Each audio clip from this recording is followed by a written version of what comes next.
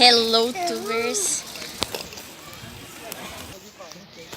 Hello, tubers! Tudo bom com vocês? Hoje eu estou aqui com mais um vídeo.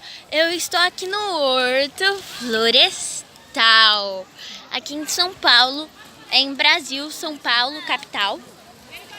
Capital de São Paulo, que é São Paulo. É muito legal aqui, ó, cheio de mato, lagoa ali, ó, ali já é uma... olha ali, ó, olha o tamanho, galerinha. Aqui é muito, mas muito grande. E hoje que é o dia dos trabalhadores, né? Ou é dia do trabalho, que eu não sei. Mesma coisa, dia dos trabalhadores, dia do trabalho. Então tem muita gente hoje. Ai, galerinha. Ai, que legal. Olha só mato. Aqui, galerinha.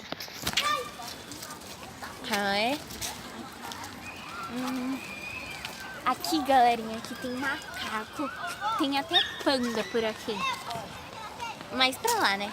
Tem panda, tem macaco, tem panda, tem cobra não tem. Tem não sei o que. Tem vários animais aqui. Aqui também você pode passear com o cachorro, mas com a coleira, né? Olha que maravilha, galerinha. Galerinha, deixa eu só virar aqui a câmera pra produção. Tchau, até o próximo vídeo. Beijo, amigo.